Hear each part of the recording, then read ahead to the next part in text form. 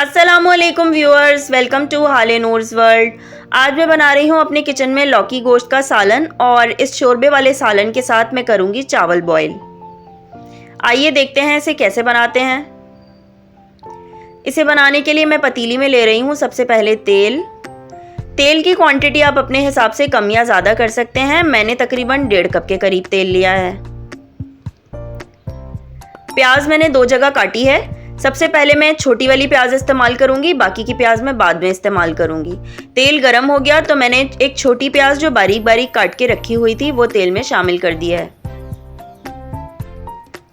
कुछ देर में इसे फ्राई करूंगी और जब ये लाइट गोल्डन हो जाएगी तो फिर इसमें मैं साबुत गरम मसाला शामिल करूंगी। खुज़ैमा का लास्ट एग्ज़ाम है तो मैं साथ साथ जो है वो खुज़ैमा से सुन भी रही हूँ और कुकिंग भी कर रही हूँ। बस अब इसमें मैं डालूंगी साबुत गरम मसाला, 1 तेज़पात डालूंगी मैं इसमें, 2 बड़ी इलायची, 1 दालचीनी का टुकड़ा, 5-6 लौंगे, 8-10 काली मिर्चें और 1 चाय का चम्मच सफ़ेद ज़ीरा। साथ ही मैंने इसमें डाल दिया है आधा किलो गोश्त। ये बड़े का गोश्त है, बीफ। गोश्त की करूंगी मैं 3 मिनट तकरीबन भुनाई गरम मसाले के साथ। हड्डी वाला गोश्त इस्तेमाल किया है मैंने। शोरबे वाले सालन में हड्डी वाले गोश्त का बहुत अच्छा जायका आता है। हड्डियों का, खास करके जो जाली वाली हड्डियां होती हैं उनका जब जूस निकलता है ना तो शोरबे में बहुत अच्छा फ्लेवर आता है। गोश्त को थोड़ा सा फ्राई करने के बाद मैं इसमें शामिल करूंगी अदरक लहसुन का पेस्ट। मैं फ्रेश अदरक लहसुन जो है वो कूट कर कूंडी में इसमें शामिल करूंगी। आपकी मर्जी है, आप पिसा हुआ अदरक लहसुन भी इस्तेमाल कर सकते हैं। 3 मिनट इसकी भुनाई हो चुकी है। अब मैंने इसमें शामिल कर दिया तकरीबन 1.5 खाने के चम्मच के करीब अदरक लहसुन। मैंने कुटा हुआ शामिल किया है, आप पिसा हुआ भी शामिल कर सकते हैं। अब कुछ देर मैं इसकी भुनाई अदरक लहसुन के साथ भी करूंगी, तकरीबन 3 मिनट के करीब।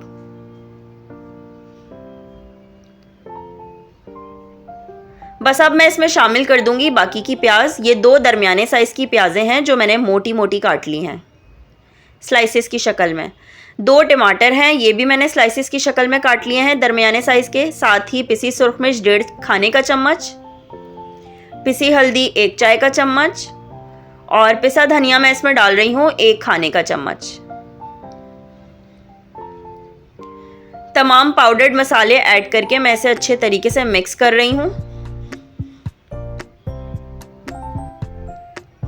थोड़ा सा मैं इसमें पानी ऐड करूंगी। जिस कुंडी में मैंने अदरक लहसुन पीसा था उसी कुंडी में मैंने थोड़ा सा पानी डालकर उसे खंगाल के इसमें शामिल कर दिया है। मज़ीद थोड़ा सा पानी मैं और ऐड करूंगी, यानी कि टोटल तकरीबन 1 गिलास के करीब मैंने इसमें पानी शामिल किया है। सबसे ज़रूरी चीज़ नमक हम इसमें डालेंगे हस्बे जायका।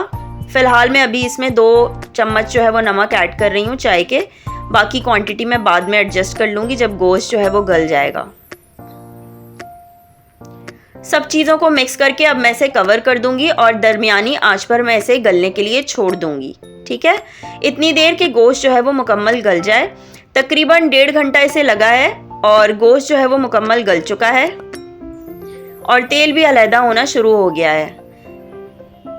वैसे तो तेल ऊपर आ गया है लेकिन फिर भी मैं इसकी थोड़ी सी भुनाई कर रही हूँ। तकरीबन 4-5 मिनट मैं इसकी भुनाई करूँगी और फिर इसके बाद मैं इसमें लौकी शामिल कर दूँगी।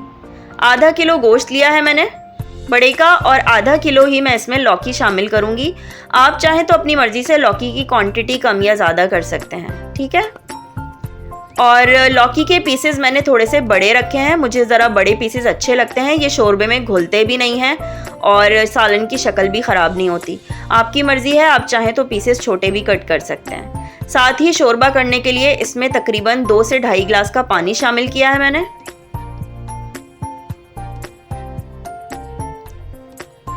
साबुत हरी मिर्चें डालूंगी मैं इसमें। मोटी वाली हरी मिर्चें हो तो ज़्यादा बेहतर है, उनकी खुशबू बहुत अच्छी होती है और वो इतनी ज़्यादा तेज़ नहीं होती। आधा चाय का चम्मच पिसा हुआ गरम मसाला और थोड़ा सा हरा धनिया मैं इसमें अभी काट रही हूँ और बाकी का मैं आखिर में काटूंगी गार्निश करते हुए। इन सब चीज़ों को मैंने किया मिक्स और अब मैं इसे दोबारा कवर करके तकरीबन 7 से 10 मिनट तक पकाऊंगी। इतनी देर के लौकी जो है वो गल जाएगी। साथ ही मैं चावल बॉईल करने के लिए पानी रख रही हूँ नमक डालकर। चाहें तो आप इस स्टेज पर इसमें थोड़ा सा नींबू का रस या कुकिंग ऑयल ऐड कर सकते हैं, उससे चावल बहुत अच्छे खिले खिले बॉईल होते हैं। आप चाहें तो आपकी मर्ज़ी, आप इसमें ज़ीरे वाले चावल, बघरे हुए चावल भी बना सकते हैं, ज़ीरा राइस भी बना सकते हैं, जैसे आपको पसंद हो। सालन ऑलरेडी इतना ज़्यादा फुल ऑफ फ्लेवर्स और स्पाइसेस होता है कि इसके साथ मुझे सादा ही चावल बॉईल हुए हुए अच्छे लगते हैं। बस देखें, 7 से 10 मिनट मैंने इसको पकाया है और लौकी भी हमारी अच्छे तरीके से गल चुकी है। बहुत ज़्यादा मैं लौकी को नहीं गलाती क्योंकि ये कुछ देर शोरबे में पड़ी रहेगी तो भी मज़ीद ये और सॉफ्ट होगी। ज़्यादा गलाएंगे तो फिर ये टूटने लगेगी और सालन की शोरबे की जो है वो रंगत भी ख़राब हो जाएगी और शक्ल भी ख़राब हो जाएगी। बस देखें, हमारा मज़ेदार सा लौकी गोश्त जो है वो बिल्कुल रेडी हो चुका है शोरबे वाला। बहुत हल्का फुल्का सा है। आइंदा आगे रमज़ान आ रहे हैं, रमज़ान में आप ये लौकी गोश्त का सालन जो है वो चावलों के साथ, अगर आपका दिल नहीं है इफ्तार करने का, बहुत हैवी तली हुई चीज़ें वगैरह खाने का, तो ये लाइट सा लौकी गोश्त का सालन बनाएं और चावलों के साथ एंजॉय करें। सहरी में पराठे के साथ खाएं। चावलों के पानी में जब बॉईल आया, एक उबाल आ गया, तो मैंने इसमें भीगे हुए चावल जो है वो शामिल कर दिए हैं। अब जब चावल जो है वो तकरीबन 95% गल जाएंगे तो फिर मैं इन्हें निथार लूँगी। चावल निथार लिए मैंने और अब मैं इन्हें बस सिर्फ 5 मिनट का दम दूंगी और बस मज़ेदार हमारा लौकी गोश्त शोरबे वाला और चावल तैयार हो चुके हैं। आप भी रेसिपी ज़रूर ट्राई कीजिएगा और मुझे फ़ीडबैक देना ना भूलिएगा। फिर मिलेंगे, दुआओं में याद रखिएगा। अल्लाह हाफिज़।